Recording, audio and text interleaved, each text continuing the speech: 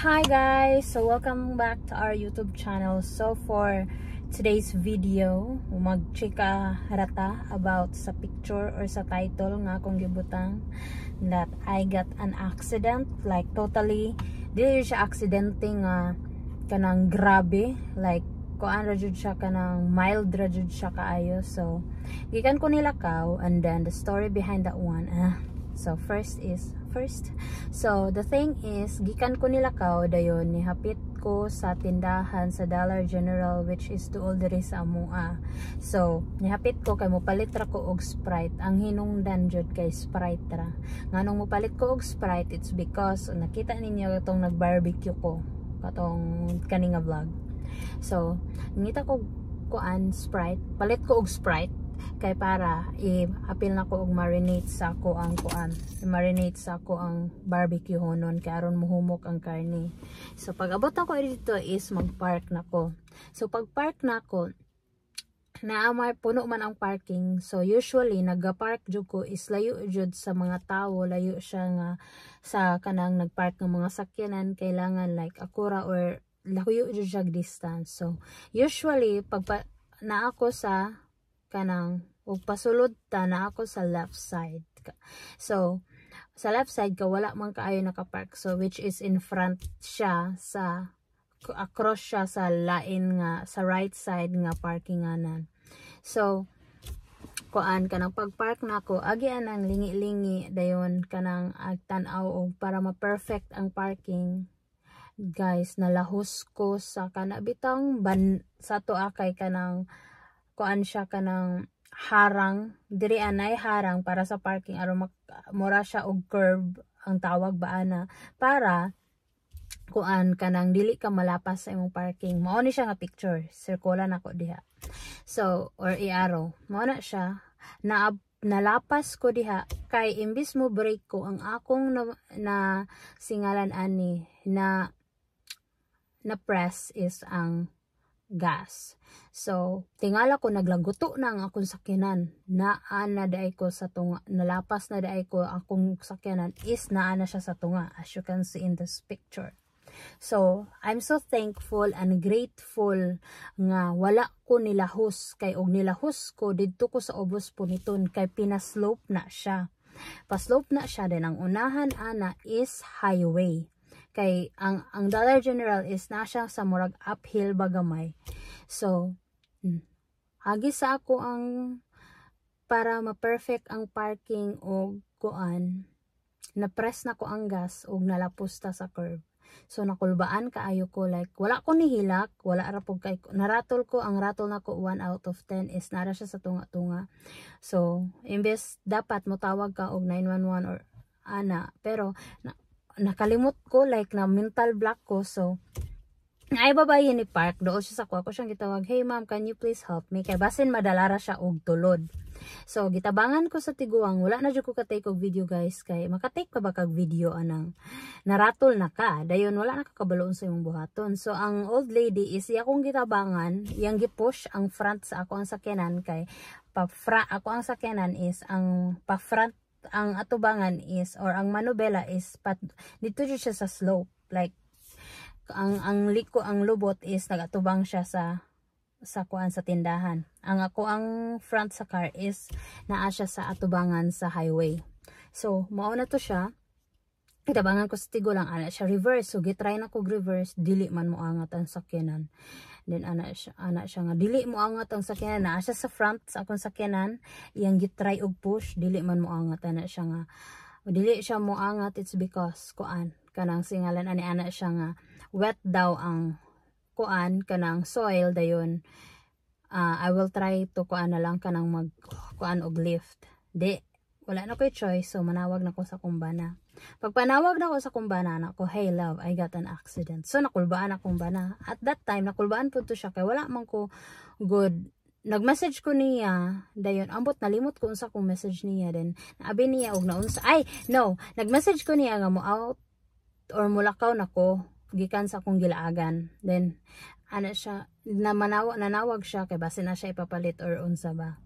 So after ato ano siya, natingala na siya. So pagtawag nako niya balik, ang return call nako niya is kana kuan nag-message naman ko niya no, so nag-miss call siya, wala na ko tubag kay inig mag-drive ko, dili jud ko motubag sa tawag.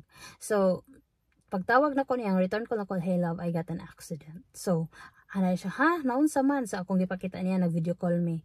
Ang sakyanan is nalapas siya sa curve og naa siya sa tunga. Mo nang dili siya mulihok inig mo reverse ko. It's because nasangit na siya.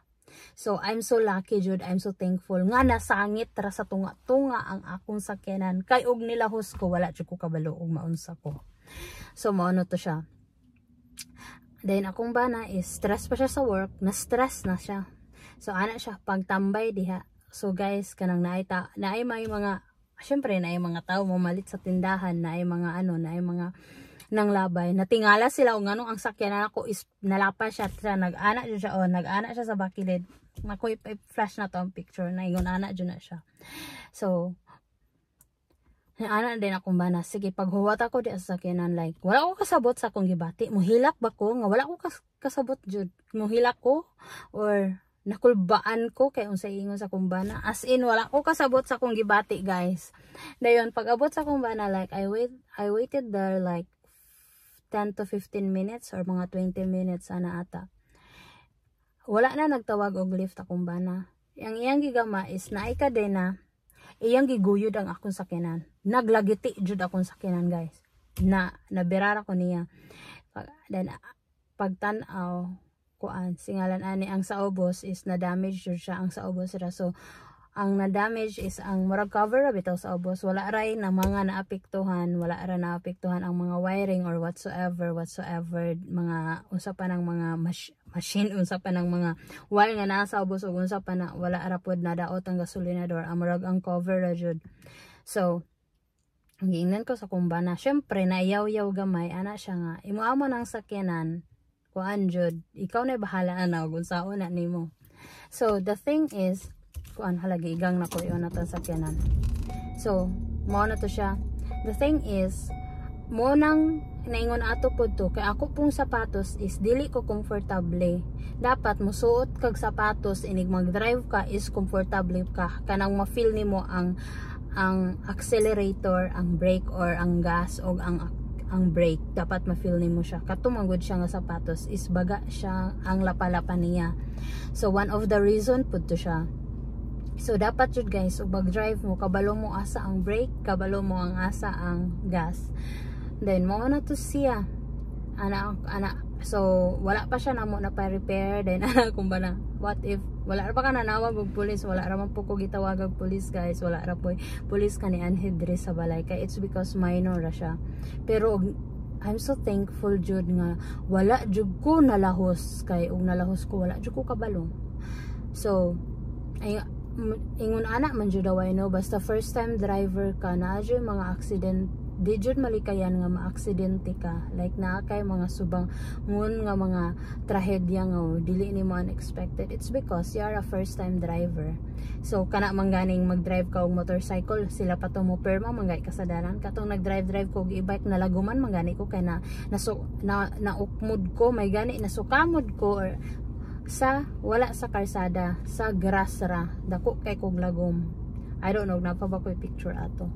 So mao jud na siya, naapa jud mga aksidente, pero dako jud kay kog pasalamat sa Ginoo nga minor ra jud ang mga minor ra og wala jud ko nalahos kay wala jud ko kabalo.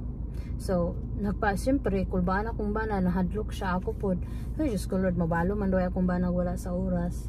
So it takes a while nga akong giingnan akong family, then sila paginahinay jud day kay Diyos ko Lord. So every mag-drive jud ko is always jud ko gonna pray kay God kay nga i-guide ko niya o ihilayo sa mga disgrasya, kay dili jud ta kabalo no, kay sus ko manang careful jud ta sa atong pag-drive bay, kanang concentrate jud ka, connected to your kuan, kanang singalan ani connected to your spiritual mga unsa pa na sa imong pag-driving nang wala kay laing hunahunahon. So mao to siya guys. So it's been almost a month na nga nahitabo ni siya, manang gi-share siya nako ninyo. So mo jud na dapat mag-drive mo, you have to wear a comfortable shoes, o kuan jud mo bahalag dili ma-perfect inyong parking, bahala na basta kay naka-park mo. Mo nang karon matukog tindahan, maadto jud bisag unsa kanang singalan ani, matukog tindahan or bisag asa magpark ko is layo jud pud siya sa sakyanan, kay lisod man pud og makigsingit ka sa parkingan, kay naman po tendency nga inig abri sa ilang portahan, maigo pud imo ang portahan, so makadante mo sakyanan. Pero dapat po daw nga mag-practice ka nga mag-drive ka nga mo-park ka sa mga dul-dul sa mga sakyanan, kay it's because of what if maadto ka sa laing lugar nga puno ang parkinganan, so you don't have other choice. So mao to siya guys, mao to akong chika ninyo, and wala pa ko ka-update diri og unsa gyud ako pagpasar og unsa mga tips og unsa pa kay kanang nabisi po ko og practice og drive para singalan ani dili man jud perfect, no, wala man jud perfect mag parking og unsa pa na. So thank you Lord jud kaayo sa pag-save sa akong life. So na po yung mild nga kanang singalan ani na pag-check ninyo guys, na po di ay gisugo ko sa kumbana nga pick upon nga order dito sa mall, and then dito sa mall is busy man jud kay na nga road, no, and it is my first time, so duhanan ni akong chika ninyo. So naghibawla akong bana ani kay mga kanang late na po siya nakabalo kay namong kulbaan man ko. So kanang pag adto na ko dito is ang nag-flashing red ra siya, then wala ko kabantay nga flashing red ra dito siya, then nagsunod ko para muliko ko ba sa left side. So nakauna sa kong sakyan paghunong is nidagan ma siya, ako po di-follow ko niya guys, na corner ko na gipipipan ko sa sakyanan kay naa ako sa tunga, may gani hinay ra ang mga dagan, no. So ana sila pag flashing red down ta imo to siyang muna naka problema nga mag-drive ka diri sa Jamaica kay daghan kayong mga law mo nang you have to be careful jud, you have to follow the rules, wag magbinantayon jud ka kay ana kung ba na flashing red gani kabalo man ko nga pag flashing ay wala pa man ko naka-experience ato, pero inig mag-drive akong bana is kuan jud ko kanang magtan-aw ko kanang mag-observe jud ko ngano ni sunod po ko tong lakiha. So naabot jud ko na adyo ko sa tunga gipipipan jud ko, may gani hinayra sila drive.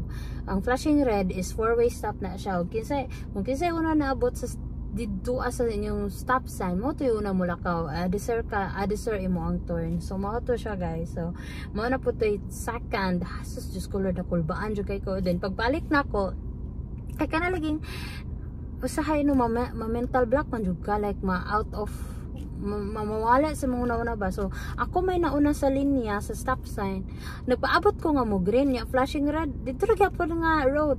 Sus kay gipipipan ko sa akong luyo kay dapat ako ana daing turn. So mao to siya, at least karon kabalo na ta. So mao to guys. So please like, share and subscribe to my YouTube channel for more upcoming videos. Ciao, ingat.